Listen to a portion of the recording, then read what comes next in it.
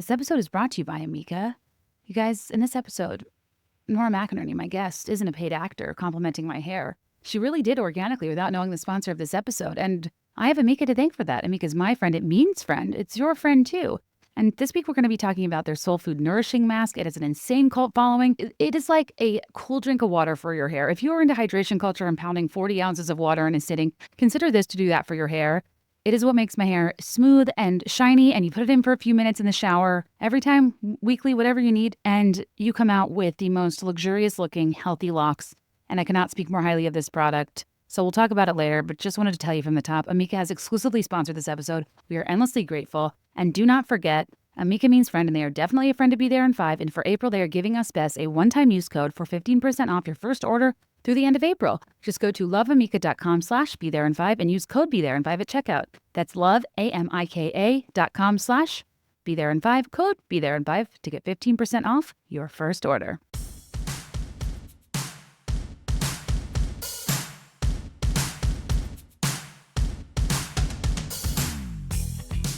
Hi, everybody. Welcome back to the Be There in 5 podcast, and welcome back, friend of the pod, friend of mine, Nora McInerny. The crowd goes wild. Kate, I love seeing your face. I am so excited to see you. Every time I talk to you, I feel like it's a celebration, but I also brought a celebratory drink, which is my last Diet Coke for the foreseeable future. Do you want to tell the people about your reflex? Yeah. People need to know that I am what my husband calls a girdis. I'm a gird girl. I'm like Brittany, whose last name I can't remember. Brittany Taylor. Did she take his last name? Cartwright? Cartwright. Good for her. I have extreme reflux, and I don't even take shots. I think it's just bad genetics. So, and the fact that I love Diet Coke, but I really don't even drink that much Diet Coke. It's a combination of factors. It doesn't matter whose fault it is. I just have to make better choices. And I've known this, but now I really have to. So I'm really proud of you. And sometimes it takes physically removing things from the home to make those choices. And yes. I hope this is worth your last Diet Coke. And guys, if she's a little bubbly, little belchy, give her a break. A gal's got to enjoy her last. It's the acid. Can I ask how you did your eye makeup? I love like the light above the liquid. Oh, it's like a Natasha Denona travel. I love travel like mini palettes, and it's just like a gold shadow. I was going to ask you why your glasses aren't giving off a glare. I pop out the lenses. They're for sure. I think if the light's angled correctly, or now I'm like in a different room. Smart. So this is nature's ring light, a window, but the sun is. I have to think so hard to know. Do you automatically know what direction something is? If you're in a building, do you know what way north is? I stick to a clock. Okay. Like the sun is facing you at whatever o'clock. Right. Yeah, that's all that matters. But my husband's like, oh, that's actually north. I'm like, okay, north is up, south is down, west is left, east is right. Did you ever do orienteering in gym class? And we did it at Girl Scout camp, and I did cheat. I just happened upon the place. And how does a compass work?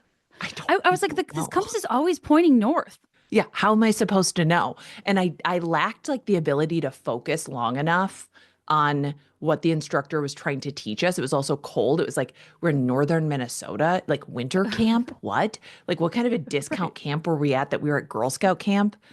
And we also went to like a weird survival camp in 6th grade in the middle of the woods in the middle of winter.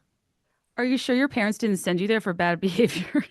No, it was a part of our middle school, and I hated it so much that I wrote a letter home. We were there for 2 nights. I'm pretty sure 2 to 3 nights. It was not long. I wrote a letter home saying that I wanted to spare my brother from the same experience, begging them to not send him 2 years later. That's so kind of you. I mean, as a parent now, I think of a harrowing letter from camp. It'd be pretty hard to not go pick him up. I feel this way all the time. The way that we just toughed things out. I'm with you. Like when somebody, when you're asking where something is and somebody's like, well, go north on I-95 and da-da-da, I just like automatically tune out until they're over and pretend that I know what they said and then look it up later. But isn't it funny that people think they can vocally give you directions and that works? There are people who have brains like this. It's not me. And I actually find it deeply unsettling when a person knows exactly where things are in time and space, because my mental map is missing huge chunks of the world, of my neighborhood, of Mm-hmm. routes I drive like regularly. Like I will have no recollection of having seen something if I approach it from a different direction. I grew up in Minneapolis and I lived there most of my life. And to this day, to get certain places, I have to go back to a home base. Like I have to go back to like just an origin point, which is my Mm-hmm. childhood home. My family Mm-hmm. doesn't live there anymore, but I'm like, if I go to that area, then I can find myself somewhere. But if I'm in a third place that I've never been, I can't find my way to a familiar place without first going to a different familiar place that may or may not be anywhere near the other place I'm trying to go. Does that make sense to you? It's not a Do you normal use your way. smartphone Sometimes I do. Sometimes I do. But it's embarrassing to use in front in of your people hometown? Yeah, in that's a your good point. hometown. You know, people are That's like, you such a don't know how to good get point. there. And I'm like, no, I know how to get there. Do I know how to get there? Yeah. Yeah. But even before smartphones, like I should have known. My dad was like, how do you not know that downtown is north of where we live? And I was like, how would I Doesn't know that? register. How would I No, know that? it really is true what like uh, knowledge blind spots exist with different Yeah. people. Like, yeah, mental math's a big one for me. Ordinal directions are a big one for me. But like I can spell, like we all have Yeah. our talents. Yeah. Also, Nora, so today we were gonna answer some Kate Lila questions. Did we do an episode once called "Gird on a Plane"? We Or might have. did Like I? this might be my only personality trait now that everybody knows I'm left-handed. I have to No, have no, like a new no. thing. I think it was that episode with Caroline that I ended up putting on Patreon because I was acting so weird. And you guys stopped it midway and were like, "Are you okay?" Because I was Like, like, are you "Is it okay? is it weird that I was wearing this?" A physical therapist told me where her pants were from, and then I showed up to the next session wearing those pants. You were like, "What? Why are you I was like, wasting your what breath are on they that pants question?" that say like, are they specifically special pants? And you were On the butt, they describing, say, "I love my physical therapist." you were describing like just black Old Navy pants. Yeah, no, they were literally on name pants. That was weird. I was acting. I like wrote down a list of questions, and I was like, "So, tell me, red light therapy. What's that about?" But you never answered, and I don't do red light therapy. You know what? I do a lot of skincare stuff that I believe in deeply, Kate, that I could not describe what it does. I don't know what red light therapy does. Something with your skin, I assume. Fine lines, No I'm idea. assuming. I know I look better when I like use it consistently. And I love having an activity, which I think is a lot of the things that we do are really just about like the idea of Rituals. taking an action, whether or not it like does anything. You know, we're like, oh, yeah, I did that. Like I get a laser treatment every so often and I like swear by it because one the one like massively wealthy person I know happens to also have the most gorgeous skin. She's 10 years older than me. Looks like no work done, just like really gorgeous skin. And she was like, "Oh, I swear by this, laser." I didn't ask what it does. I don't ask what it does when I get it. I just get it. Yeah. And I'm like, yeah, Cell it turnover, must be baby. working. Yeah. I don't know what can't a laser do is really the question. Is there anything you've that's come across your desk in recent months that like do you have a plate like where do you draw the line in terms of like beauty and aesthetic treatments? I have Oh, one specifically that a lot of people don't agree with, but like how sometimes you're like, this feels like an example would be a straw that doesn't create wrinkles. I snapped on that one. That Insane was one of my most behavior. popular TikToks. I was like, I would rather get mouth wrinkles than drink like a hamster. And also to be in your 20s and so afraid of using your face, which also, Kate, this is like a whole new rabbit hole. And I hope that you don't fall down it. But on YouTube, I've been watching a lot of videos about how maybe Botox is making us look older because you actually like need your muscle in your face to be strong to like hold up your skin. So we have to basically get it for eternity to Yeah, or like maybe it's just gonna like then everything will like collapse further, necessitating oh, like, you know, a lovely. facelift. And I'll never do I did fillers one time. My face was paralyzed. I almost like lost my life, basically. And Oh, I've done um them. I've done like them lightly, and yeah. then I don't know. It's just I do love the talks. That is definitely a rabbit hole I'll go down. I'm also laughing that um I gave you an example and you had already done a TikTok about it, and I probably internalized that example and then No, gave I it to mean, you like it was yeah, new how information. I'm sure that one thing that you do every day is you review everything I've ever posted. You write it down, you remember it so we can have it in casual conversation. And that's something I But believe to be true. I would not, I yeah, it's wasn't. like straws like that, stuff like that. But there's kind of I'll entertain anything, you know? I'll Yeah, entertain the idea of anything, but it's like if it's a gadget that was proven to not be effective during the I Love Lucy days, so like the chin strap thing, yeah. I'm like, we're losing it. We're losing it when we think that strapping something over your head is going to snatch your. What are you talking about? What are you I talking did about? buy No, one of those. I did, you know, and no, yeah, it I didn't did do too. shit. I did too, and I almost choked to death. I was like, "What is my head too big?" And I put it on. And I was like, "This is demented, or you're a lunatic. Like you saw this on like 1950s TV, and it didn't work then, and it's not working now. But it's a piece of plastic from the TikTok shop that was made in Ugh, China, dude. and the landfills are filling, and here we are. And that's where my brain goes for a lot of these things. Oh yeah, landfills are us. I do Yeah. think that for me, and I know a lot of people swear by it, but I do the line at mouth tape. I think people are Mm, trying to keep women from yapping before bed, and I'm just not mm, here for it. I yeah. also, do people not snack? I understand the teeth brushing situation, but Yeah. like I snack, I drink water. I will think I'm gonna go to bed, then I have something to say. It's just it's a real to me that's kind of an oppressive like mouth shut going to bed. Maybe it would help me actually go to bed, but if it's for like better breathing, I get it. If it's for wrinkles, it kind of bums me out to like People tape take their mouth for myself shut. wrinkles. What would that possibly do for wrinkles? I don't know. Maybe it is I don't just for know. breathing It might just be for and breathing. not I beauty. use I use like one that's like shaped like an eye, so it goes like up here and then just like a little. You do use mouth tape, and has it improved your lifestyle? I think so. I mean, I do know when I like if I roll over on my back, I will mouth breathe and I will wake up like feeling like the crypt keeper, like all dried out, Hmm. like not very rested. So it might be a placebo effect, but Kate, I love a placebo effect. Like, tell me anything, give me anything, I will believe in it. Gullible's written on the ceiling. Great. I'm looking. That's a really good point. When did we? So, like, isn't so much of life mind tricks that we play on Yeah. ourselves? So, yeah. I mean, it's one thing if you're selling something that's actively deceptive, but if you've bought something and you don't know if it working as placebo or not, Yeah. yeah, What do I that's not a care? bad What do I care? that's not a bad way to live.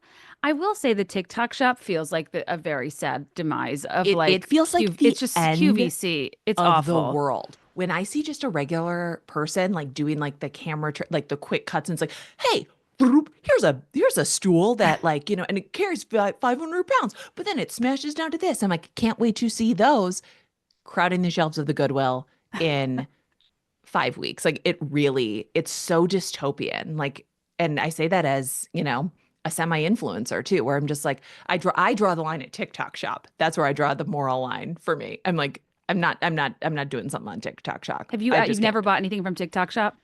I bought one thing, but I won't sell anything on TikTok shop. I think it's just like I just think it's weird. Yesterday, out of nowhere, I saw the most disturbing video. I might have downloaded it, in which case I will send it to you so you can also be disturbed. And it's just this kid telling like the most harrowing story, right? It's like a terrible things for asking story, right? Like, all these people in my life died and da da da. So if you like Elf Cosmetics and you buy them through this link that helps support me, like he's not talking about any of the products. I Whoa. just was like, wow, okay, here we are.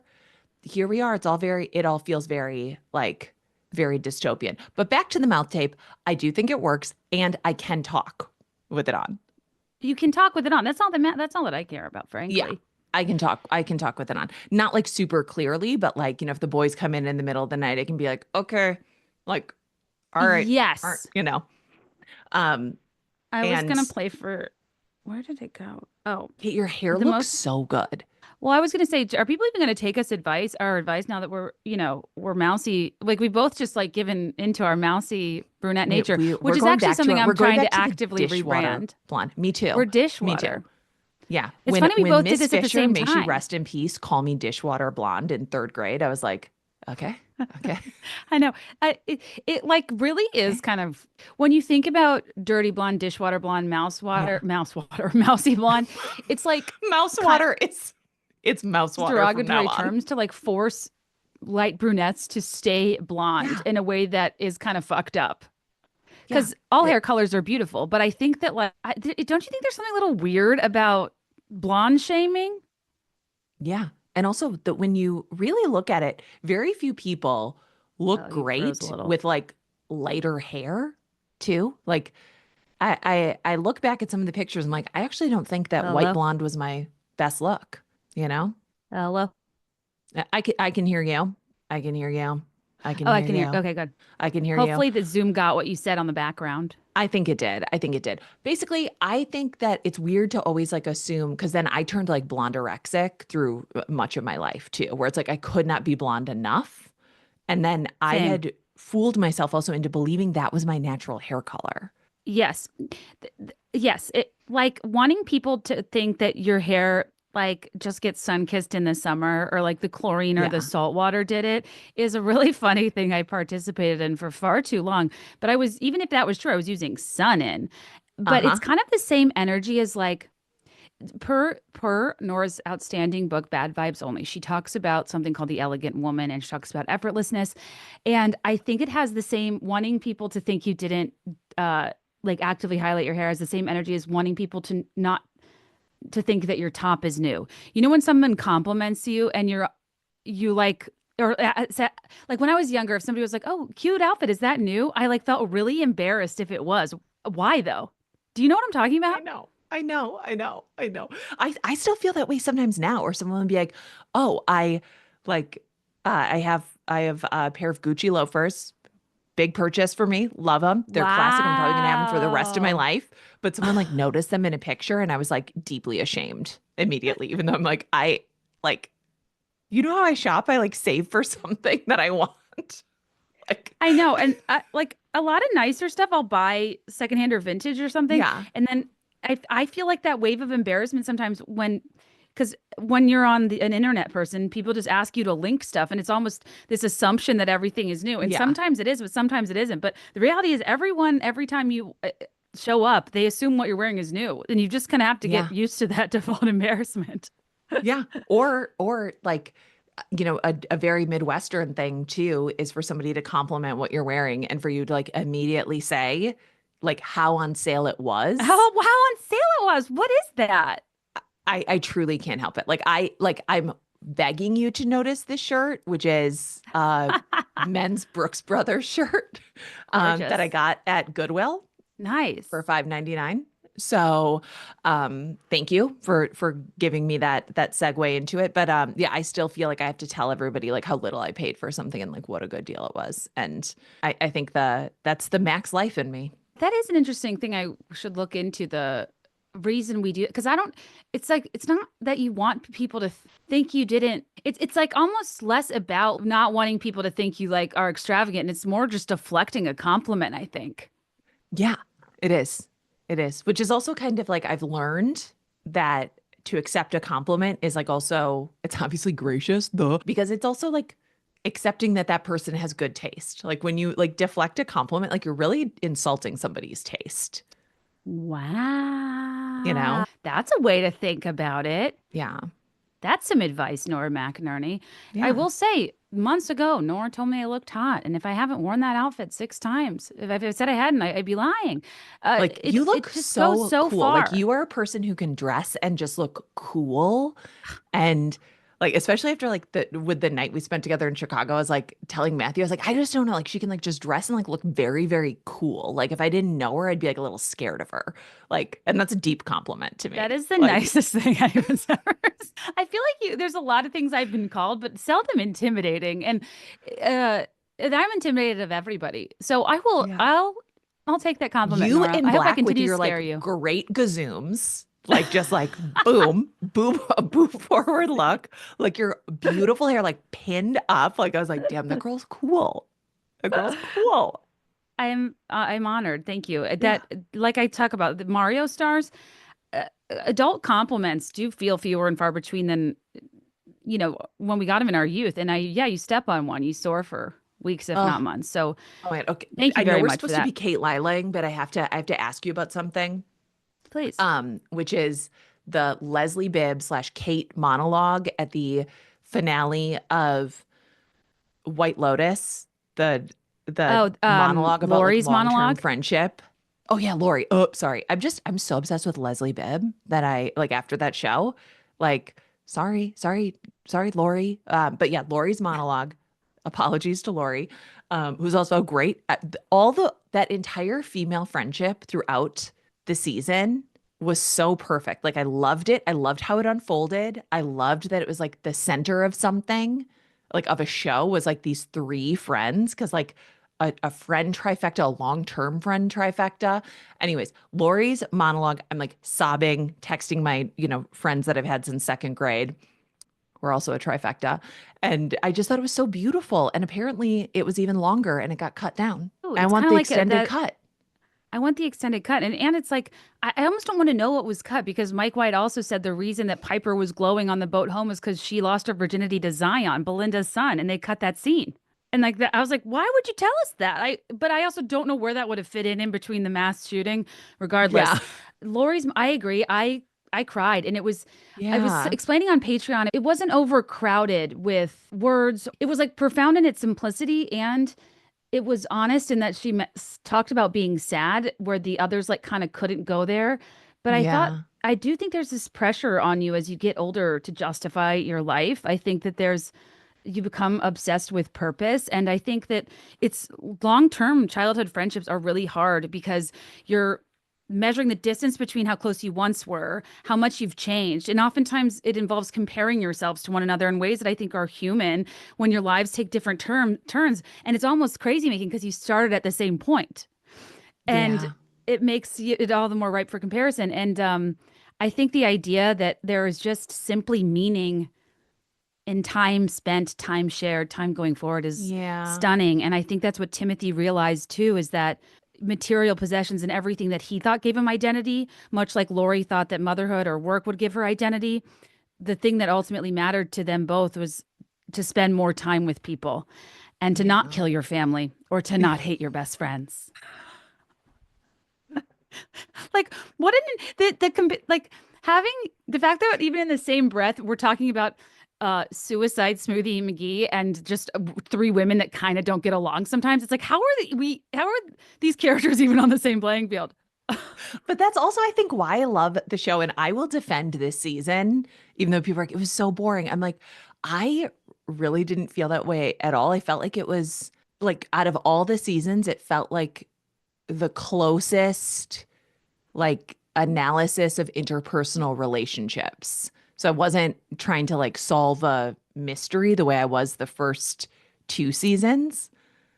Right. It's actually not supposed to be like a who done it. Like I Yeah. think Mike White he's when he's he I was listening to a podcast with him and he was like when people complain about not having a plot, he's like, yeah, welcome to the series. Like I'm world building. He's not Yeah. really trying to do something linear. But what did the monologue mean to you? I didn't mean to just give my justification. Yeah, no, that's it. That's exactly how I felt. And then I just wanted to hear you say it because I haven't listened to that Patreon episode yet.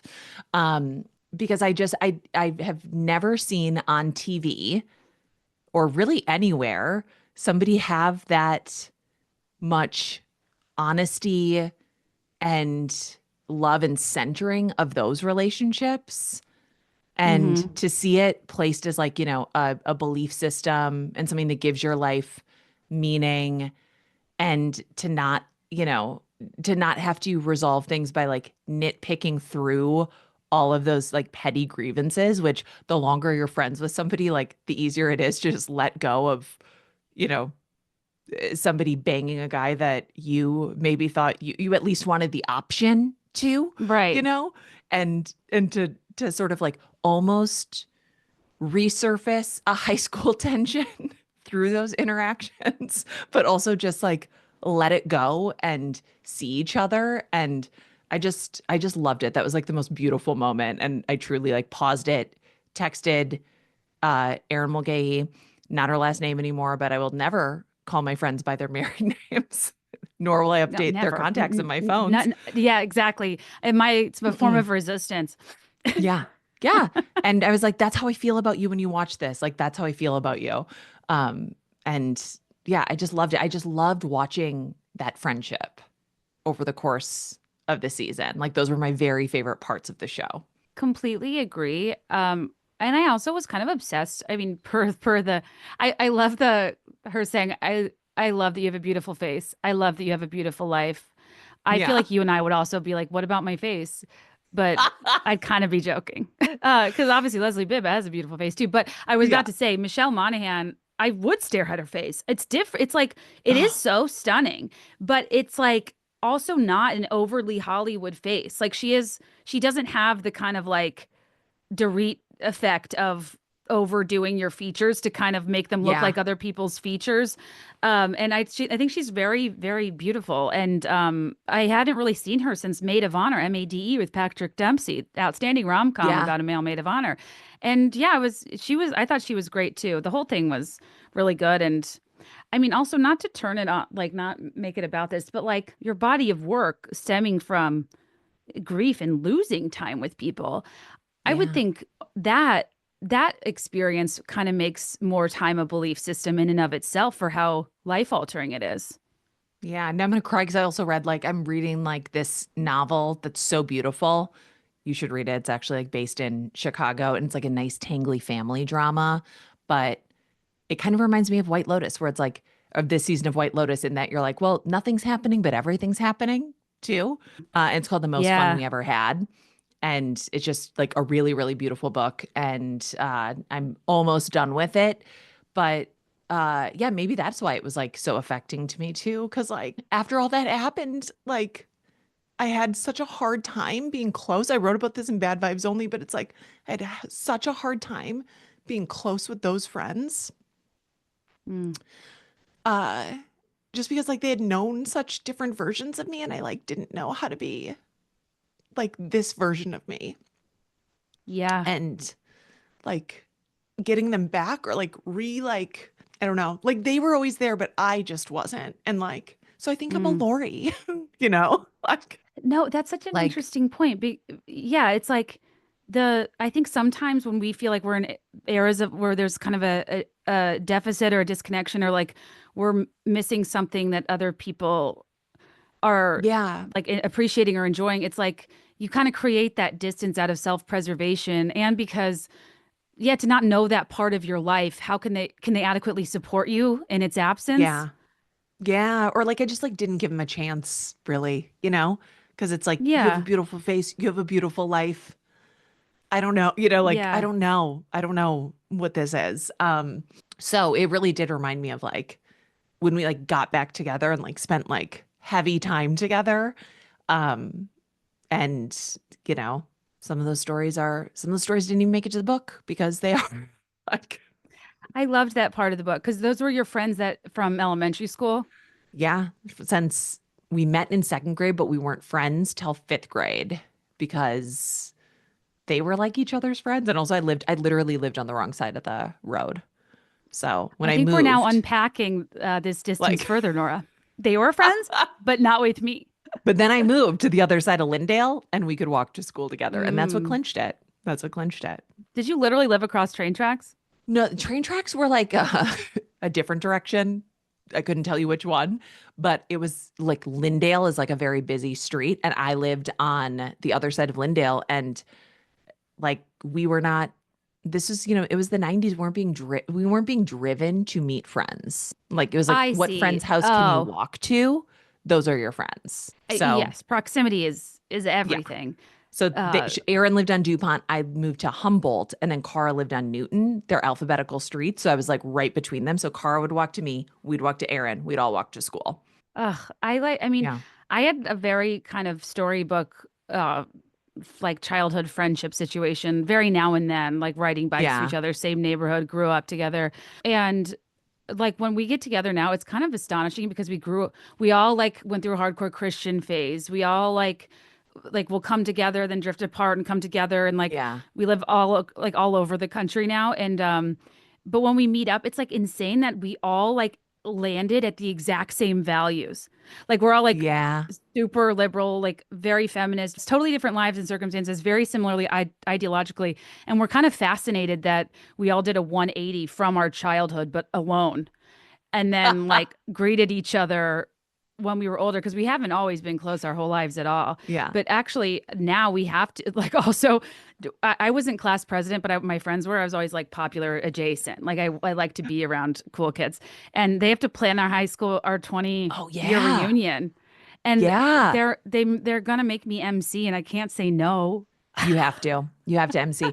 No one planned ours. And I'm like, and I don't even know who our class presidents were, but it did not get planned. I mean, Yeah, I it's their went to it, but it job. was like, it was an all school reunion. There was like not even not a banner. There's nothing. And I'm like, maybe I should take over for 25. I honestly, Nora, I think that's the right choice. Maybe I should take over for 25, which I think that would be next summer. I got time. I think I could do it. I think I could do it You in a got year. time. I could do it in You a year. I absolutely could could. find everybody. It's interesting to me. Yeah, people feel a lot of different ways about reunions. I think they're a hoot and a half. Yeah, I think they're great. And I think also like they kind of almost fell out of fashion, I think, because people are like, oh, I have like Facebook. I can like already see everybody's like, you don't Right. know anything. You don't know anything. And there's something about seeing somebody that you have not seen in that long who knows like this other alternate version of you that really is like kind of beautiful and magical. Well, the worst part is everything, all those people, if they wanted to know everything about me or you, they could, but they choose not to because our Yeah, entire lives are in books and on podcasts. that's true. That's true.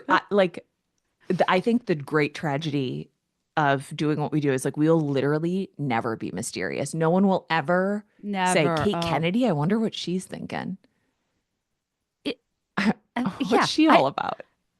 most weeks I've told you everything I've ever thought, and I have nothing left to say. It's Which so bad. like I know. I when think you all the meet a new time. therapist, are you like, can you just can I just send you like 4 episodes to listen to before? No, you know what's so bad is I'm trying a new one right now, and our first session, I talked about myself like she already knew who I was. She was like, "Sorry, what?" She had no, but like my nightmare is my therapist listening to my podcast, so I don't want that. But I have to Yeah, also yeah, part of like the thing I'm trying that no therapist has ever been able to help me with is kind of like the public facing aspect, and that's kind of what I'm yeah, looking for a little more support with because it's just like a problem no one can help you with. Just being on the receiving end of a lot of criticism, feedback, and whatever. I'm trying to learn to care less. yeah. And anyways, It's always so but the weird to me idea when that you somebody mention would come, criticism because I'm like, who would criticize Kate Kennedy? oh, Like I'm a bitch, so I get it, but like, I'm like I get Kate's emails all like, the live long, people announcing their exit from my content for whatever reason. what are Um, the reasons?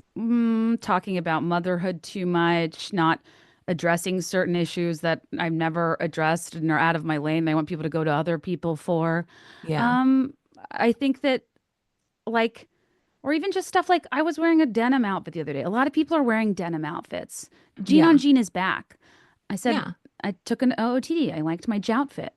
Immediately get a DM being like, "Did Teddy pick that out?" He's 19 months. I know what they were saying. People are just kind of assholes, and I think it can be so de-energizing. I just want to like disappear, but I also think that I want to contribute to the world and I want to keep doing my job, but like yeah. the sensitive side of me kind of Oh yeah, overtakes some days, and I'm trying to figure out how to not, yeah, let yeah. it And get also to me. because But like if you are on the wrong parts of the internet and you see like like commentary channels, right? Like on YouTube or commentary accounts on TikTok where it's like, well, if you don't want like this kind of criticism, like this is like a part of like being online. And I want to challenge future generations to deprogram themselves from believing that because a person exists in any semi-public or very public way, that the cost of doing business, the cost of existing online is being picked apart. And I saw Elon Musk's daughter, Vivian, I think is her Hmm. name. She said something like, low key, like watching this Chapel Rowan, uh, discourse or whatever, like scares me because I feel like that could be me someday. And I was like, yeah, you should be afraid that it could be you Yeah, and it yeah. will be you. And it's Becomes a not content holding farm. somebody It's not about you. accountable. It's a sport. It's not exactly. It's like, that's not accountability. It's not, that's all like dressed up in like social justice words for doing what people have always loved to do, which is like pick apart a woman until she is nothing but bone, like drying in the sun. Like and then there will be people who are like, oh, so you can't criticize a woman? Like, oh, it's anti-feminist. No, like criticize Katy Perry for taking a joyride into space while people are dying, Kim. Like, Well, but it's like, I was just gonna say I'm I a still going to woman. say. I like a woman who just says, something like wild and rude. Like, give it enough years. Like we owe quite a few apologies. I loved what Olivia Munn said on the Today Show. Did you see that clip when Jenna Bush was like, did you hear they're going to be the first women in space in full glam?" And she just goes, "Did they say that out loud?" And I was like, that should be our reaction. That's a That should be ridiculous thing to say. embarrassing. Do you It's time think for you to it's stop. just because of her song Extraterrestrial? No, I think it's Woman's World and She's bored. producing a song that's a commentary on feminism with Dr. Who's Luke. it? I think that's what people are really. What song was that? Woman's World? I don't It's even a think I've heard woman's it. world and we're lucky to be living in it. Yeah, read the room, KP. Watch the video. You will, Kate, Who's it you'll be with? crawling out of your skin. Dr. Who's it Luke. with? Yeah. She did Woman's World with Dr. Luke? Uh, Yikes, a yeah. bikes. I don't think I Yeah. picked up on that. I want No. Roar. Yes. That I want 100%. California I want even Girls. dark horse.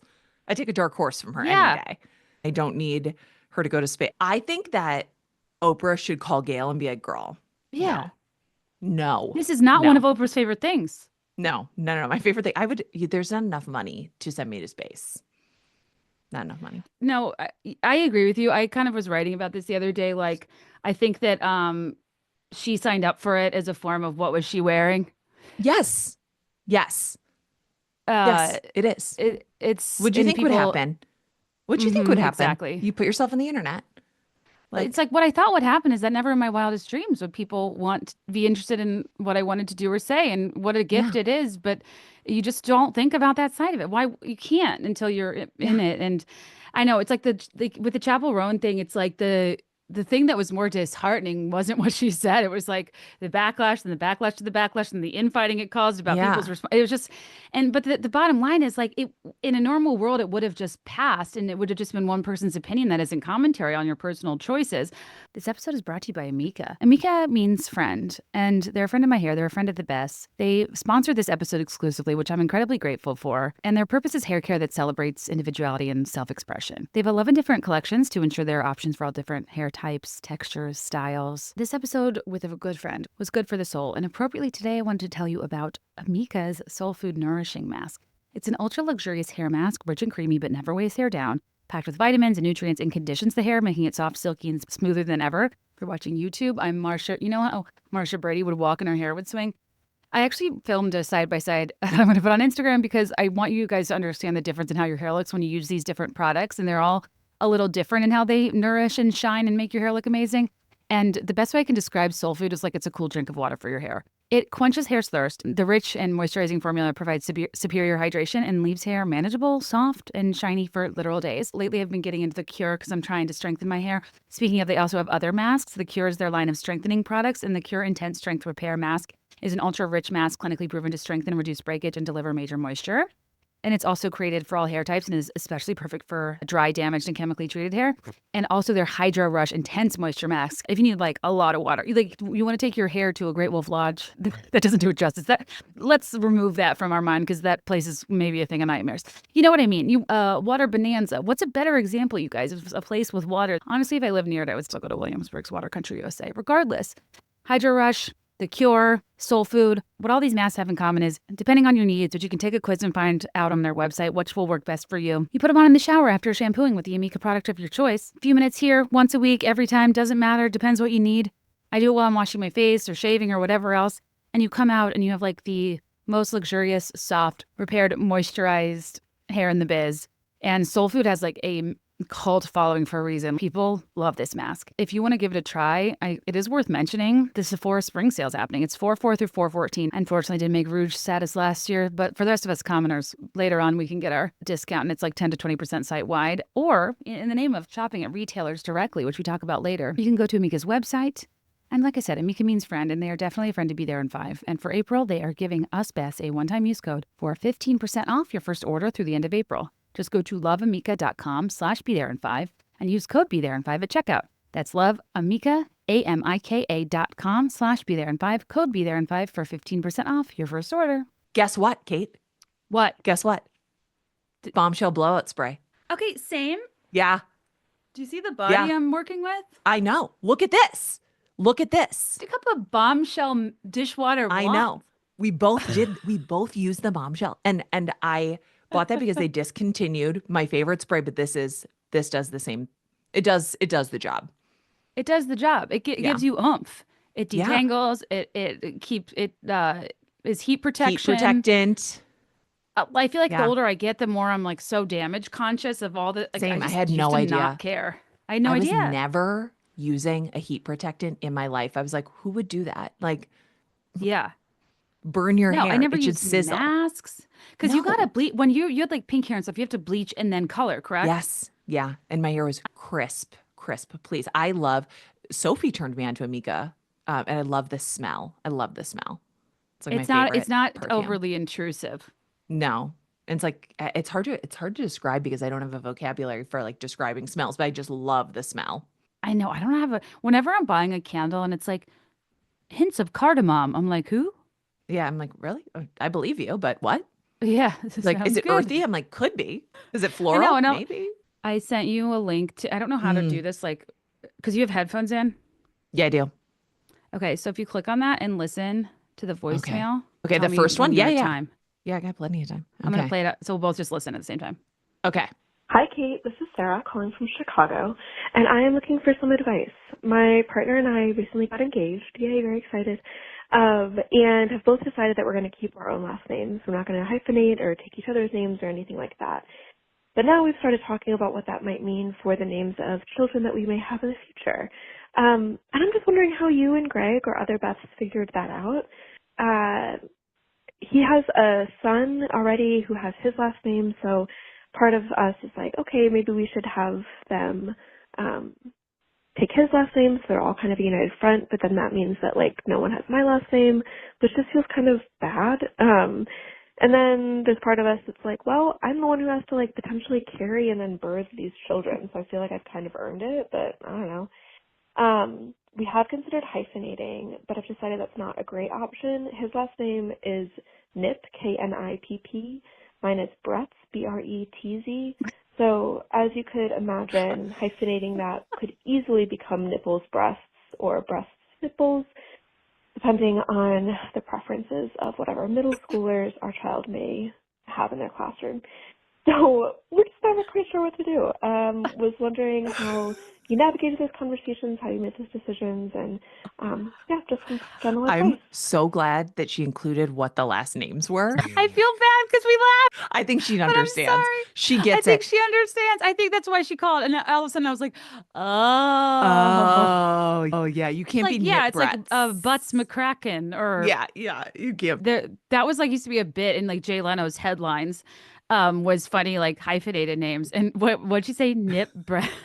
Nip Bretts. We're so immature. But it doesn't matter because whatever last name this kid has, like, you know, Nip, they'll call him Nippin' Out, right? Or they'll be like, oh, nipple. Yeah. Like kids are idiots. What did they call you for McInerny? Oh, nothing really. Q is upset because he is being called macaroni. Which is kind of cute. I was like, yeah, that's cool. I was like, that's cool. I can't believe no one that I grew up with called me Nora McInerny. Like, you dumbasses. Like, it's right there for the taken. No one came up with macaroni. Well, I was going to say, we maybe will give bad advice because we have two like names that aren't ripe for, but macaroni, I guess, is something. I honestly lamented that I didn't have much nickname potential. All anybody ever asked me is if I was one of the Kennedys, which I'm not. Yeah. I always kind of wanted something different. So it can go either way. But I mean, yeah, so I thought this would be appropriate because we both did keep our names. Mm-hmm. Um, and she had mentioned that her fiance has a son with his last name. I I think everybody's different, and I cannot explain this. I we didn't have a conversation about if I was going to keep my name or not. I just was. That just like Mm-hmm. was what it was.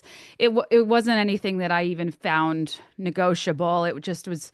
It's my identity. It was something important to me, but it's not to everybody. And I also acknowledge that for a lot of people, a name change is really like cleansing, especially if you don't Yeah. associate something positive with your family of origin. I actually don't think it's like should be this like feminist issue as much as it's like I think it's going to depend on the individual and what their name means to them. So yeah, I was very intense about keeping my own name, but my kids have my husband's, and I don't really care. And I can't really explain that entirely either. But he has three sisters. The name goes, it goes with him.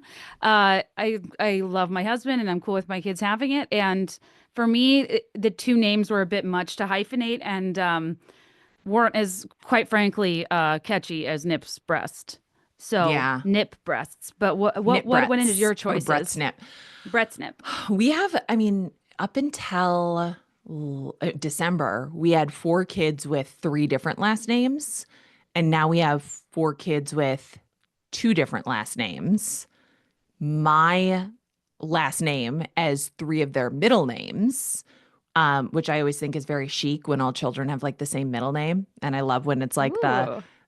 my friend Mo and her cousin, who's also my friend Jordan, all the kids in that family have their maternal grandpa's last name. So like they all have the middle name Keller, which I think is so cute. And like I just love that. I love Yes. like a family thread like that. He was going to have my last name. I felt very, very strongly about that. But you know what it's like right after you have a baby, you're literally out of your mind. You shouldn't be signing anything. You shouldn't be. I Yeah. looked at Matthew and I said, he should have your last name. And I regret that. I regret that. I have to say it every day. I'm like, what? You were just a handsome face in the right place at the right time. Okay. I don't know what you did in that room, but you bamboozled me. And now my kid doesn't have my last name. And I think about changing it all the time. And I've changed my last name. Like I did take Aaron's last name when I got married, but only because my dad was a sexist and was like, you can't not take your husband's last name. I remember Aaron saying like, what? Why are you taking my last name? I was like, my dad is literally making me, so just shut up. I'm gonna have your last name. And then, which I'm sure there will be people who feel like a different kind of way, but Aaron and my dad died really close together. And I wanted my original name back, not because I wanted to shed any part of Aaron, but because Nora McInerny has a flow that Nora Permort does not.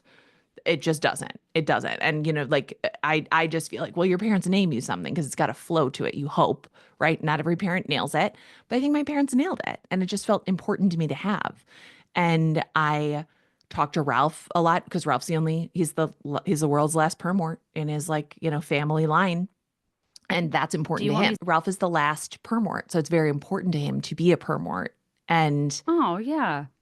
you know but I also know that there's that feeling of like, well, there already is a kid with this last name, so will that like create some sort of like division? And like, no, it won't.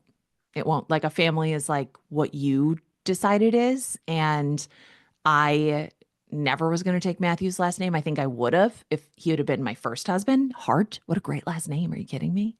Right? Like Nora Nora Hart. Hart.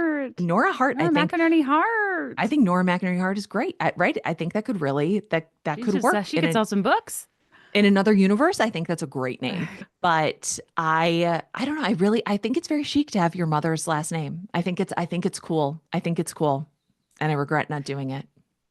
I think, yeah, I agree. I think like any choice you make is cool if you love it. Yeah. You know what I mean? I think that anything you do that you're very certain about, that it's like a conviction, per the criticism of it all, criticism actually doesn't really phase you. Like, I'm not really sure if I loved that denim shirt.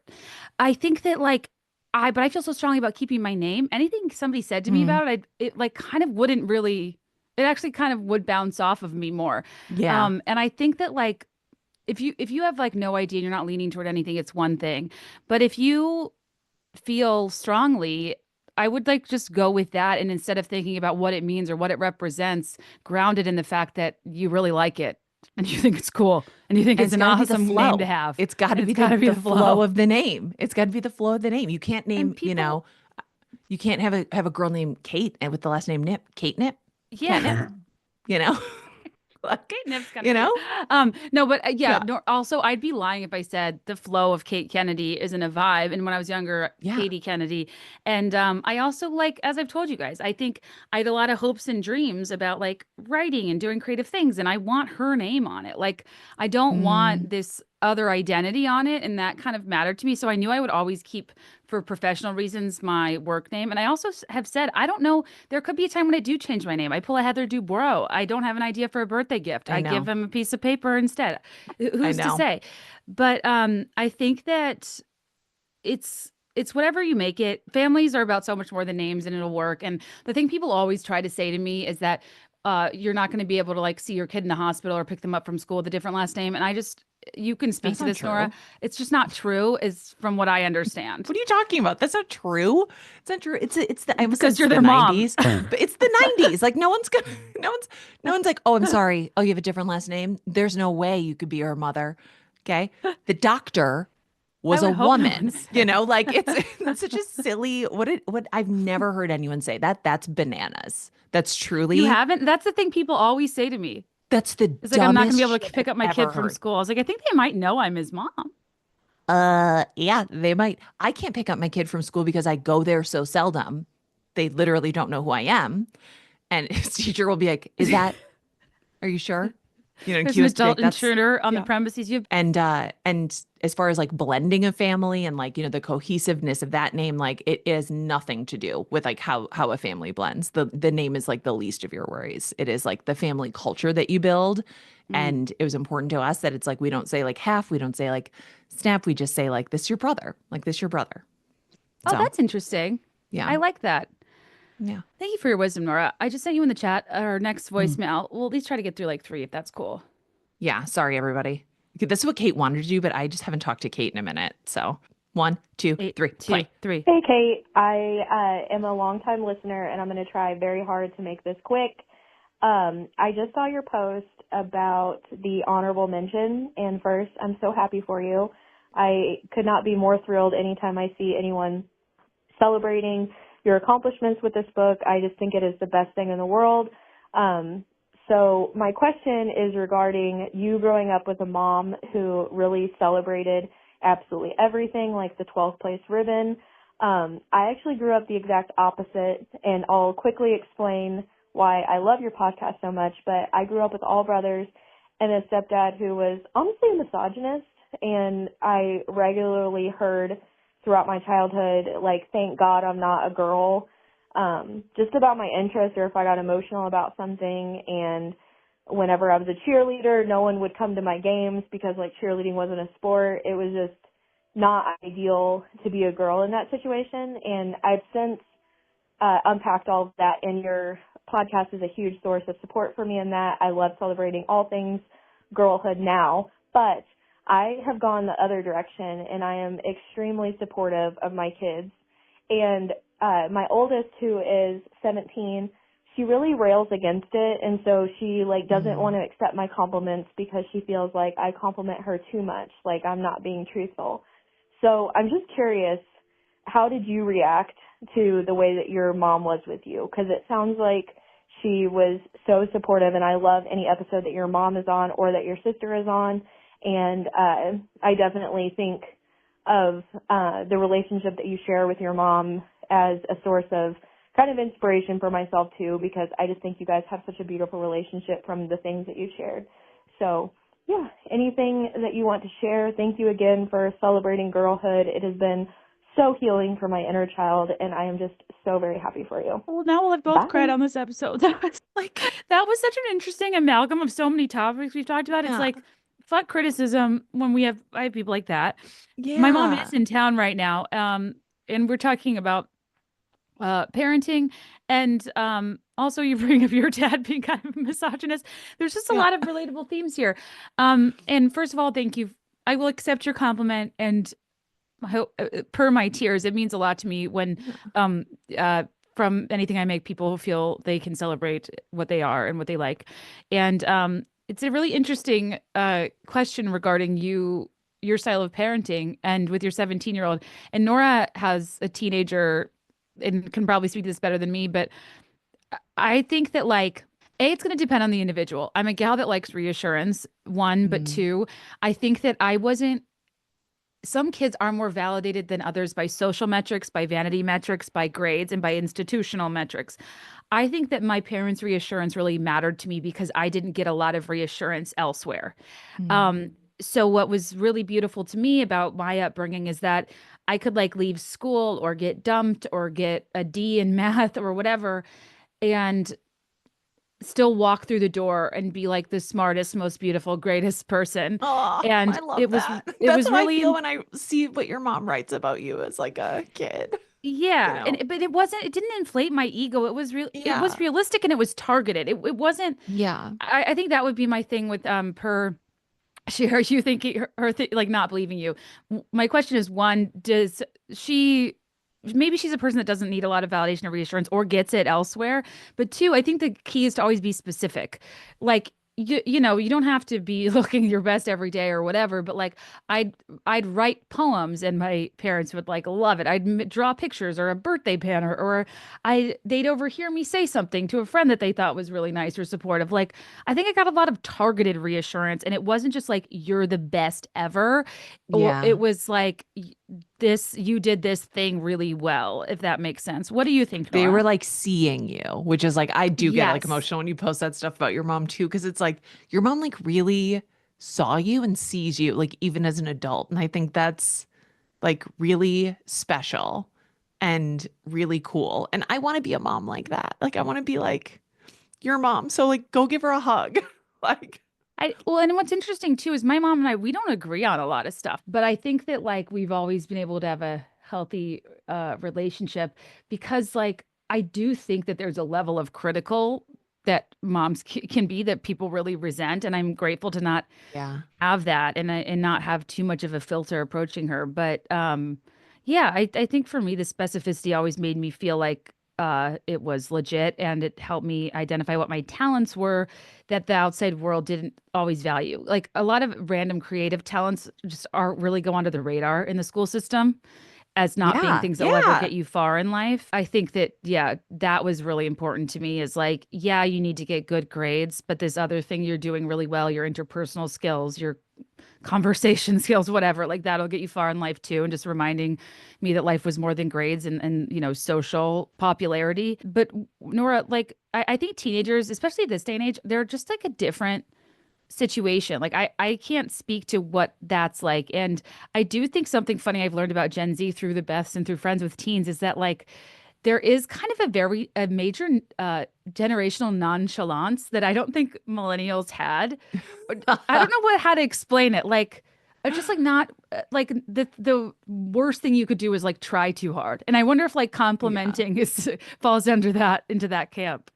It might. I am a naturally, I think I am a little bit more like your mom too, where it's like if I like love somebody, I need them to know it, right? And I want them to know why too. And Were I your parents do like try to be that? specific. No, Interesting. no. Like no. It's like my entire childhood and probably most of my adulthood was like a desperate, like clawing need to like, have to for my dad to like love me or like just like me. Hmm. Which meant like me inching towards his ideologies, his interests, feigning them all together, right?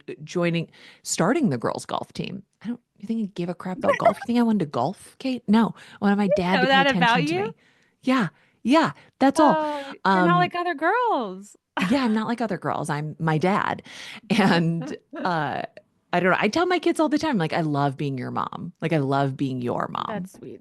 Like, it's the best thing in the world. Teenagers are different, but I feel like the thing you said was so smart is like people get validation from different places. And so it just might be that this kid doesn't need it, but also this kid might not, for whatever reason, believe it. And my youngest is 8, and it happened real quick. He's having an existential crisis over the past few weeks. He is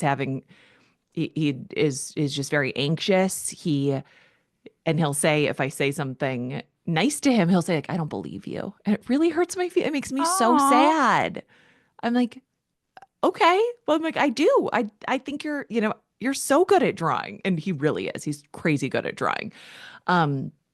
But he's like very, like, I think he's starting to see himself through like the eyes of other people, and like maybe like criticisms from his peers are like hurting him more, or like they are ringing more true. And I don't know how to counter program that at all. But yeah, I think that's the thing is like there's really.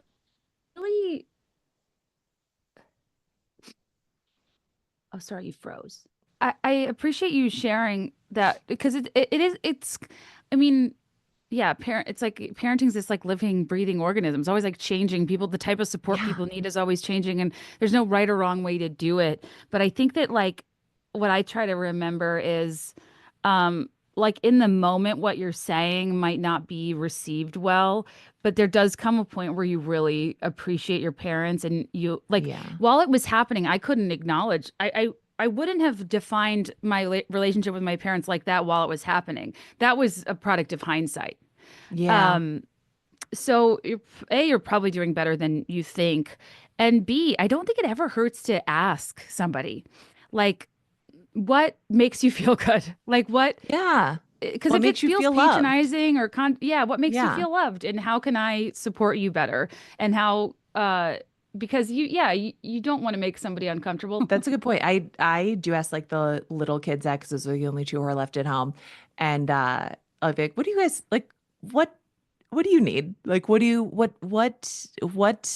I doing okay as a mom? Like, what can I do better as a mom?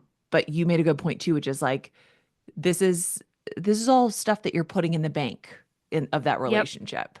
She might not recognize it now, but like it will all add up to something. And Sophie she does thrive on compliments. She thrives on a very specific kind of compliment.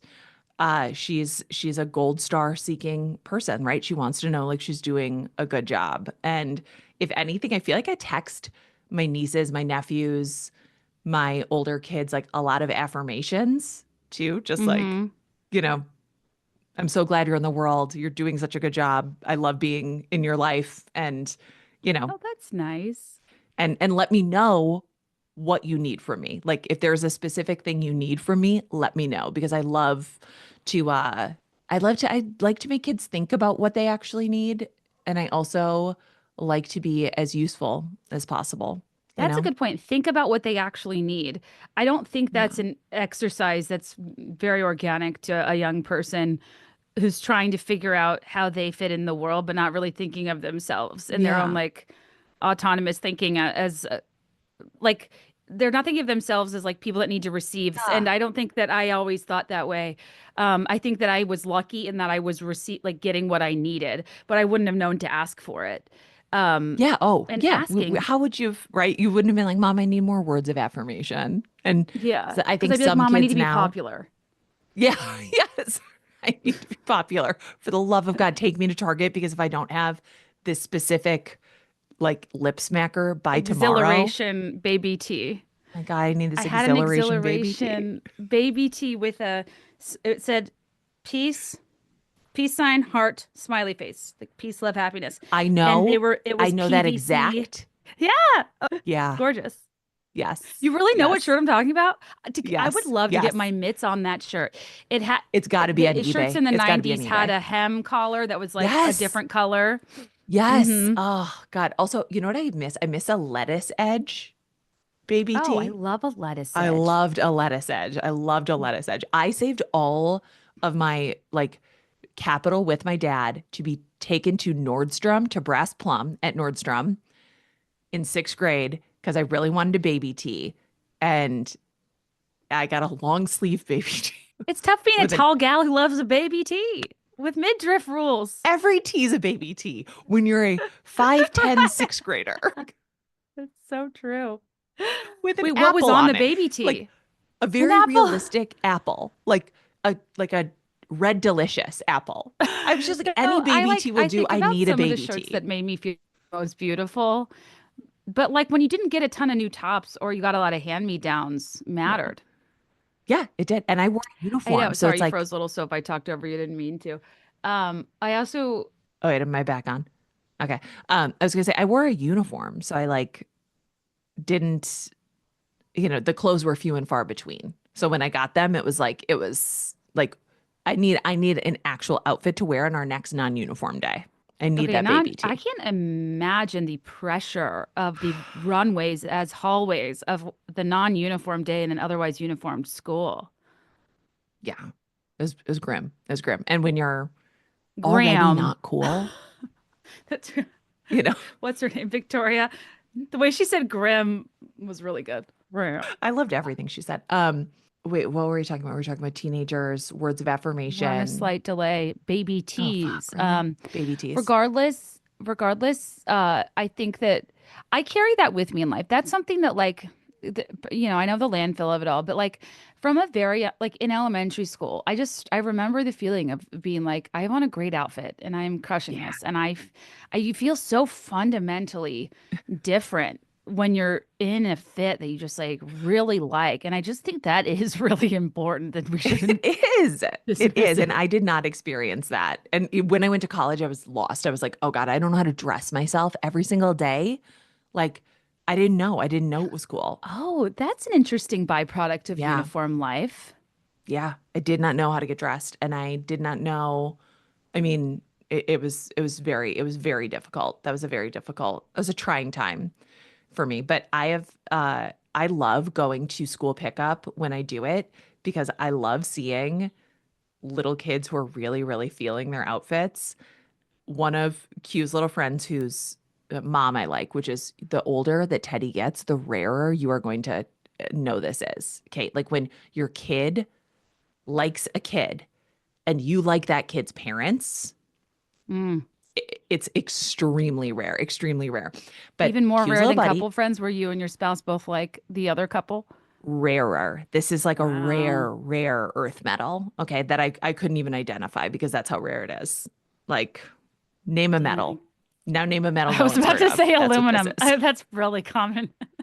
What's a metal? It's aluminum. Uranium? Yeah, That's like vibranium. Okay, this nuclear. is it's very okay. He has this little buddy who has a little sister who is so cute. And she looks exactly like Rose Byrne, but she's a first grader, Kate. Mm. Like she's one of those kids who's like phenomenally beautiful and you're like it's only going to get better from here. She won't have Oh, an awkward yeah. face. You You've can got a just already mate. tell. Yeah. The other day she was like, and she just like always walks like she just like loves her outfit. She was wearing like little ankle booties and like a little kerchief over her hair.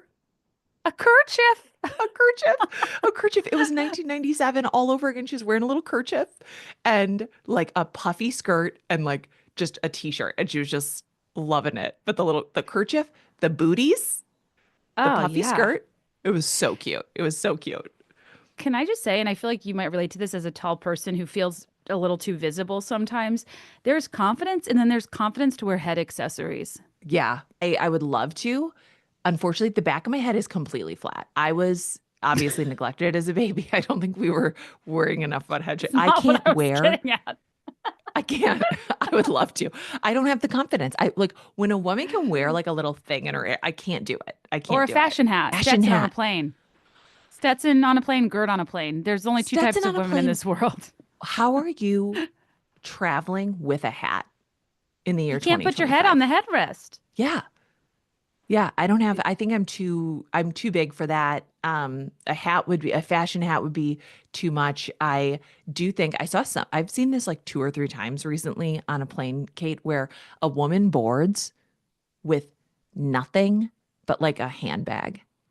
Hmm, And I what a think power move. you are What chic, is you she, are a rich, dude? unencumbered. She gets on that flight basically naked. She is carrying Wow. only a small handbag, no carry-on, no personal item, simply a small handbag. And I think that woman is, I have to know more. I have to know more. If you are a woman who has ever flown with simply a handbag, you're on another She level. knows that no matter what happens, she can go buy Yes. everything she needs new, and it'll Yeah. barely make a dent.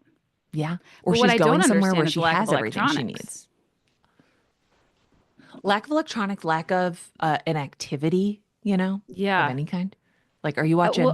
yeah, I'm envious that she can be alone with her thoughts, really, more Yeah. so than her buying a new getup. Yeah. That's true. I don't see that hardly ever. I've been noticing it, and every time I'm like, ooh, this is a woman. This is a woman who either has like two homes, and so both of them have like everything that she Yeah. needs, or she's like, you know what? I am simply a woman of such a leisure class that I don't need to be doing anything on this flight. I can just watch whatever movie is in the seat back. I don't If need there to even is check a seat back. if there even is a seat back. Either way, she's fine. And I think that's the next level. And that's on your child's self-esteem. So thank you for calling in. Thank you. Yes. Whoops. Forgot where we were. Thank you for your call. Hope that helped. Have you noticed people Hope say that hope this helped. helps Sure, it didn't. derogatorily now? Hope this helps. It's like kind Oh of my the thing God. you say in It's like the comments to be rude now. meanest. It's the I meanest. know. I don't like It- that. I don't like that. And 1, 2, 3, go. Hey, Kate. My name is Liv, and I live in New York. I grew up in the Midwest, so it was such a huge deal for me to move here, growing up on all of our rom-coms and shopping and malls, all the things. But I just came across your story where you're talking about how important malls are to millennial culture, and that's what you opened up one a millennial with being in the mall. And now I'm thinking, now that millennials are becoming moms, do we think malls will boom again? As someone who works in retail buying, I hope that's the case. Like, I just want to see them all flourish again. Like, it makes me excited talking about it. I get giddy. I thought about this, I think, when I was reading the book, and I literally wrote like a 5-paragraph essay on how much the mall means to me. Quite embarrassing, really full circle that I work in retail now. But I just want your opinion on it, because us millennials love the mall, and I hope we can pass that down to our kids. Thanks. I was like, I don't know if I've ever asked Nora what the mall means to Yeah. her. I If her worked at kids the do mall. anything Did of you the work at the sort. mall? No, I didn't. I wish. Well, Yeah. I was a greeter late in high Ooh. school. This new mall, Short Pump Town Center, opened up, and poor Kelly, I got this job where I was called a lady in red. Strange. Where Ann Taylor gave us free red coats, and we stood at the front of the mall and gave people roses as they walked in. Sounds like I lived in Yeah. Eagleton. I don't know if you watch Parks and Rec. It wasn't like that, but Yes. Yeah, you did. You were Eagleton. but my sister got the job of Raggedy Andy, I think, or the toy soldier, where she had to wear a full Disney head costume. Like, we have pictures. It was a wild time. I don't know why the mall invested so much in that opening, but that was Because the we only used job to I invest had. in But mall openings. We used to invest that's in true, Nora. real life There's experiences. like a Okay. When the ribbon Mall of cutting. America opened in 1992 in Minneapolis, it was a Oh showstopper. yeah.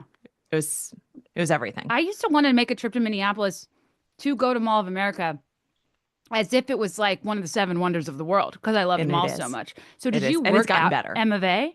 I did not work at Mall of America, MOA. Okay, MOA, capital M, lowercase o, capital A. I did not work at MOA. I worked at Southdale. The Dales like were in 4 parts of the city. So there's Southdale, Ridgedale, 2 other Dales that I can't remember. Rosedale. I'm missing the other one. Either way, Southdale was like, I think, in my mind, the best one. That was the first indoor mall, was Southdale Mall in Edina, Minnesota. The first indoor In mall. Minnesota, how would Look it up. every mall not be indoor in There was a Minnesota? zoo in the basement when it opened. And now Southdale Mall is like That going feels to a like a museum. zoo. Look, it was Sorry, what zoos- kind of zoo? look, What do you Kate- mean, a pet store? a straight up zoo, a zoo in the basement of a mall. Okay, which later became the Marshalls. And that Marshalls is no longer there. Nothing is there. It is one of the saddest places on earth. And that does make me sad. But I live in a place now where mall culture is alive and it is thriving. And that is Phoenix, Arizona. The kids are at malls. They love to go to the mall. Oh, it's a petting zoo. Yeah, maybe. So- I don't know, my dad My dad On was Reddit, there. people are talking about Southdale Center petting zoo, and then people are saying there was a mall, Southdale Center, and had life-size animatronic zoo animals. Nora, were they real animals or animatronic? I don't know. This is the 50s. Okay. This is Oh, this I is my thought you dad's worked dead. there No. during the zoo. Sorry, No, that's why I was no. confused When about the it terms. opened, it was the I world's see. first Sorry. in the America's first indoor mall. I worked there in 1999 to 2001 Hmm. at Dayton's, which was later Marshall Field's, which is later Macy's. And I worked as a hostess in the fancy restaurant in the basement, the Boundary Waters Cafe. And Ooh. that is where, and all my friends worked at the mall. So, sometimes our schedules would coordinate, sometimes they wouldn't. But, if you were at work at the mall and you knew your friend was working, you were like, on my break, I'm going to go get a snack, walk over, see what they're doing, hang out Ugh. at the purse counter with my cousin. Like just Yeah, it was magical. But my niece texted me this morning and said, "Can we go to the mall?" it's She happening. she goes to the mall all the time. They're at the mall all the time. Okay. I I think thought that's a malls were climate like, thing though. okay. Oh, Arizona, right. Yeah, it's hot. It's hot. But our outdoor malls are banging. I think there's something I hope that our kids are going to want like because even my kids are like, oh, I don't, they're a little wary now of like buying things online because the difference between expectations and reality have like hit them Oh, too many interesting. times. So Yeah, I'm like, I do think there's something like, let's go somewhere. We'll try something on. We'll like go like touch it. We'll see if we still want it once you actually see it. that's We so can true. save the Yeah, malls. we could save the malls. I could see it going full circle. I wasn't sure. I was like, well, where are people gathering? There was that whole conversation last year about Sephora as a third place. Because like young girls apparently like really love to hang Yeah. out at Sephora and test Yeah. things. And I did a podcast about it being like, I think it's what we've all like, I wouldn't be overly alarmed by their interest in skincare. One, it's better than tanning beds. And two, I think young Yeah. women are always interested in what older women are doing. And Yeah. I think you're kind of on a fact-finding mission about life. And the mall was the apex of existence. And it was where you could just like survey a world you weren't a part of yet when you were younger. Yeah. And you could kind of pretend to be an adult, almost like kids play grocery store. Going to the mall and shopping was like playing a cosmopolitan cool adult with a paycheck.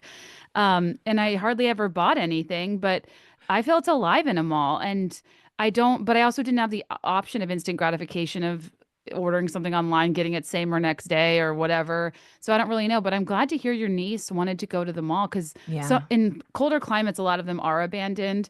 And what I had Mm-hmm. said was I opened one in a millennial within a mall because I think there's something really poetic about the mall representing the one sure thing about like of all things that could disappear, become obsolete when you're young. You would not have guessed the mall, You the would center never of have every guessed them all. community. You would never have guessed And them all. having a lot of them be abandoned now, I think kind of represents the way we had to abandon the world we thought we were going to grow up into. And now, like, the things that seem the most certain are completely obsolete. And it's really wild when you think about it. But there are some malls that are still doing well. And I actually would argue outlet malls still perform. They didn't really go anywhere. People still love an outlet. So, People love an I mean, outlet. I love a third place, and I hope people gather there. Yeah, I think as people are, I've been seeing a lot of stuff on threads too, where people are like, "Oh, I'm no longer, shopping on Amazon," which means like, I needed this thing, so I went to this store, and I needed something, I went to this Hmm. store, and I do think sometimes, like, I mean, I don't have my Amazon account anymore because I'm better than people, right? Like this is, I need you to signal. I need you everyone to pick up the signal I just dropped. I'm better, better. Okay, I'm too superior for that. But really, I just wasted so much money on things that I Yeah. absolutely didn't need, and definitely like 2 days. Like if I really need a hummingbird feeder, which I do, I can go to Ace Hardware and have that today. I love that And that's what you were Amazon priming.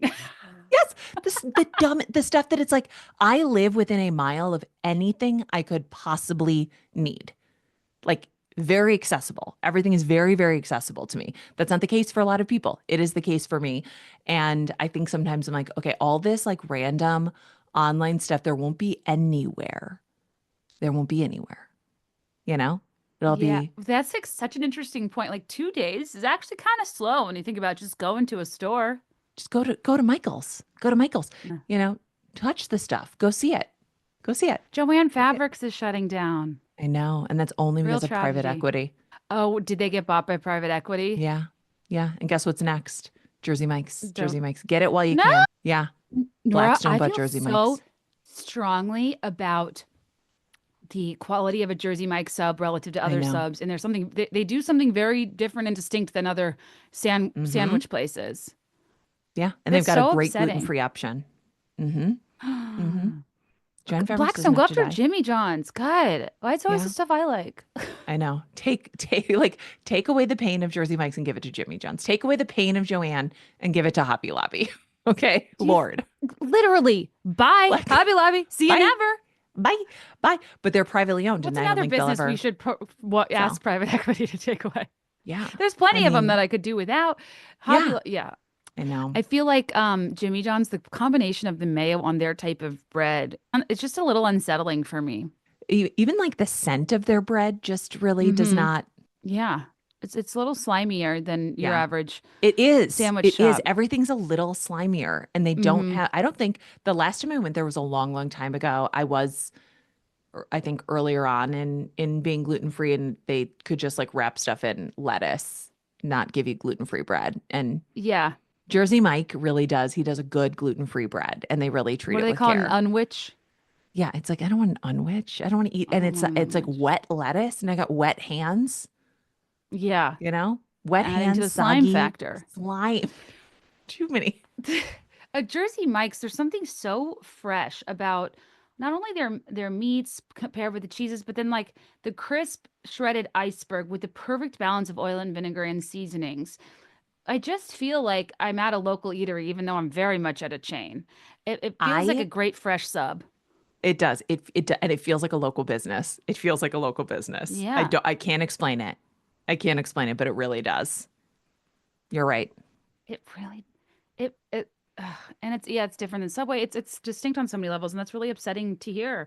Yeah, get them while they're hot or cold.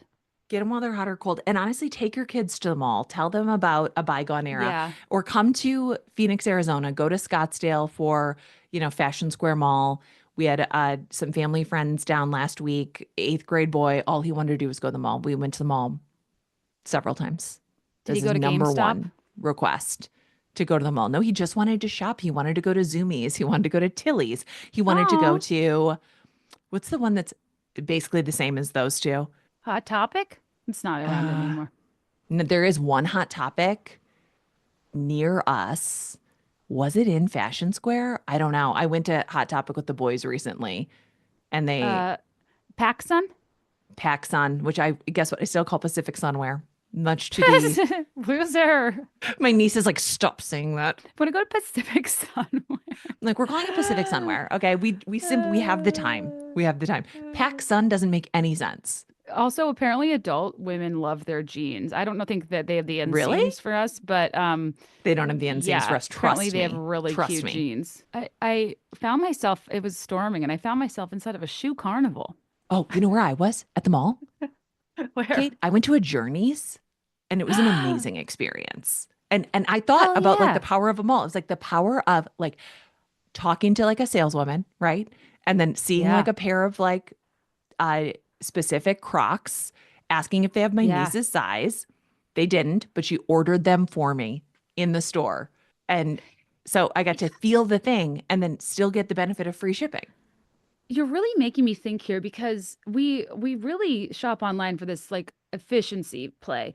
But Yeah. if you have to order a pair of shoes, they don't fit, you return them, then you order the right pair size of shoes. It's like it's so much I want to go to a shoe carnival. I want to go to Yeah. a Journeys or a Foot Locker, sit in a chair and have a grown man measure my foot in an iron lung, be told my exact shoe size down to the millimeter, and then just get my shoes sight unseen.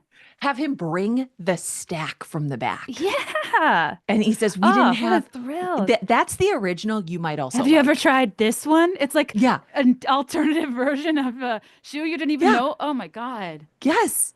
And then have him kneel down to put it on your foot. Stand up, like a touch your princess. toe, say, how does that feel? Walk around. Look in the little shoe mirror. Walk around. walk around. You're not doing that online. What are we doing? Why are we shopping online? For what efficiency? For what efficiency? And at what cost? Okay, I want a mall. Okay, I want a thriving metropolis that is based around a mall. But what I'm seeing also, Kate, is like uh malls getting like repurposed, which is kind of interesting. Into mega So churches. that is so dark. Every time I see a strip mall megachurch, I think we've gone too So far. dark. I know. It's very dark. I'm sorry, but I do need the Catholic in me will never die. I need a cathedral. I need something that tells me who's in charge. And we are not peers. Okay. You're so right. Yeah, I can at least meditate in a beautiful location with a gilded yeah, ceiling. But yeah, a former, uh, what's it called? Like in college, trampoline our park. yeah, Yeah. right. A former With stadium seating does not do it for I need awe. Okay. I need awe. But Southdale now, this is a commercial for Southdale Mall in Edina, Minnesota. But like they put in a Lifetime Fitness as one of the anchors, which I think is so smart. Like put in a really nice gym That's as one smart. of the anchors at a mall because you're there. You're already there. Why not pop over to Lululemon?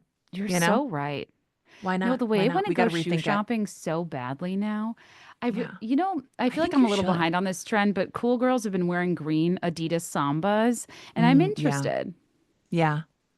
I would support that for you, and I would suggest that you go to Foot Locker. I really would. We also went to Foot Do they Locker, still and they wear had ref jerseys? they still do, Oh, and charming. they had a lot of really cute Adidas and some really great prices, and it was also just like the delight of walking around and seeing them too, and Mm-hmm. the colors look different in real life than they did Mm. online. So I saw new colorways that I hadn't considered, and I think you should do that. I think when we hang up, you should literally get in the car and go to the mall.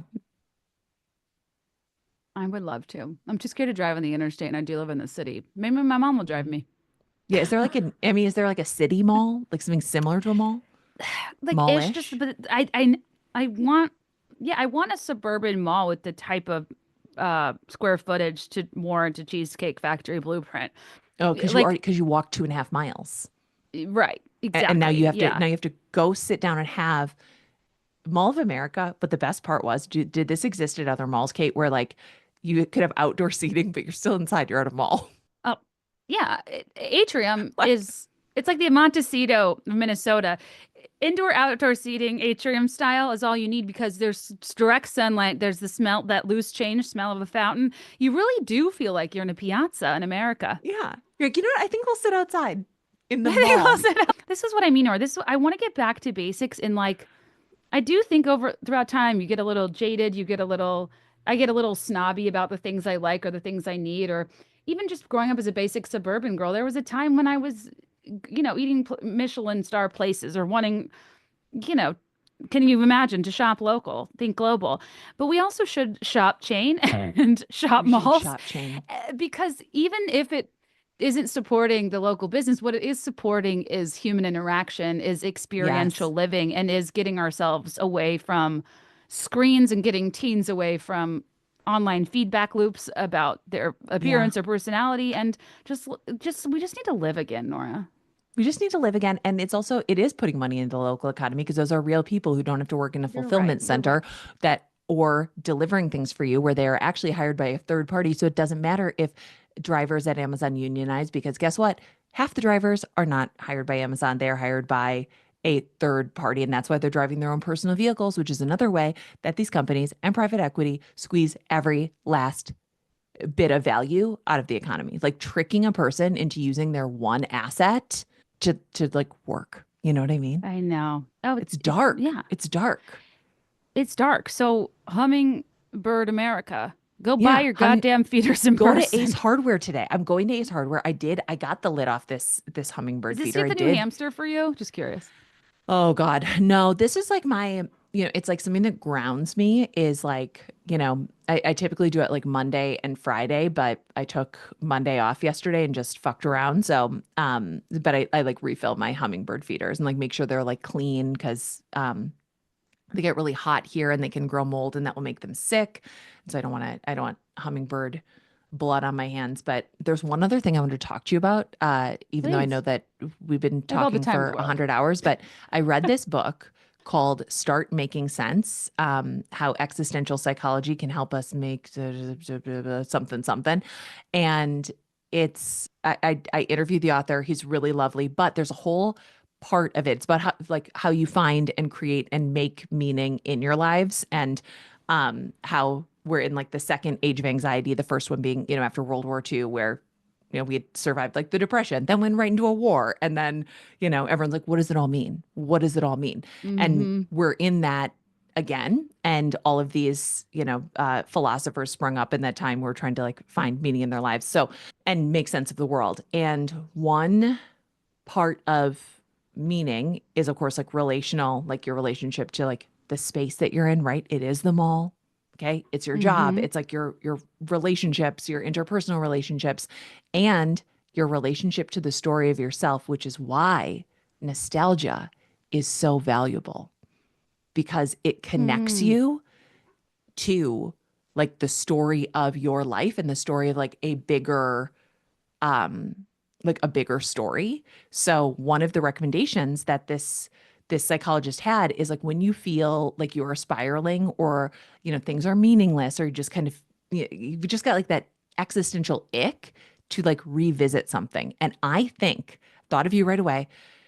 I think that is the power of this show, and the power of One in a Millennial too, is like it is building meaning and reminding people of the meaning in their lives, even though a lot of these topics have been considered, meaningless. They're actually deeply meaningful. So if you feel, existential dread, like go watch a movie that you loved when you were younger. Go listen to music that meant something to you. Go listen to Kate Kennedy tell you about the mall and handing out roses in an Ann Taylor coat, which is I'll post that a is picture. It was Eagleton. pretty chic. That is Eagleton. That's really interesting. I'll have to put that in the show notes, because yeah, I think that that's subliminally maybe what I do in trying times, is revisit things that made me who I am before I had any like confidence in who I was, and celebrating them Yeah. in retrospect feels validating. And that I will say that's also something I really like about parenting. Granted, my child's quite young, but it's very cool to think of being the like having such a role in the culture that is their life that they'll look back on fondly. Yeah. Um, Isn't that crazy? and it's crazy. It's like Yeah. to be creating those major moments in real time is so important, because life can seem so like ordinary. But like, are any of your best memories of something extraordinary? No, they're at No. the Foot Locker. They're at the Foot Locker. They're at the Foot Locker. Who knew? And honestly, I was having such existential dread before I talked to you, and this like pulled me out of it. And that is relational meaning, right? It's that I just love Kate Yeah. Kennedy. And it's also that like we explored like the meaning of things in our lives. And now my life feels more meaningful, even though, I was in the pit of despair earlier today. And I was like, what am I even doing? I feel I feel so much better. And I always say that I want podcasts to feel like that billboard where it's like a meme where a girl's standing next to a billboard of these girls talking, and like what a podcast feels like. And I think that's the best function a podcast can serve, is just being a part of a Yes. conversation that makes you feel like you've spent time with old friends in the way Yeah. that Lori, Jacqueline, and the gang do. You might resent us, you might not like us every time, Yeah. but I hope Yeah. that spending time together is valuable all the Yeah. same. Yeah. I don't know. I really adore you, Kate. I think you're the greatest.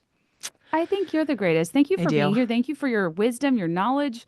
Your we need to do this more regularly. People love to hear from you, and honestly, this made my week. Where can I gotta have people you on. Thanks find for asking, you? because I have like a pile of voicemails to listen to, and I Please, really, we could do yeah, swaps. Like when you and I are yeah, feeling a little tired of hearing ourselves talk or our own advice, yeah, we could go on do each other's advice, like quarterly things. Okay, Nora, you're the best. Thank you for your time, and hopefully we'll see you soon. And in the meantime, support your local mall. Love you guys. Bye. support your local mall.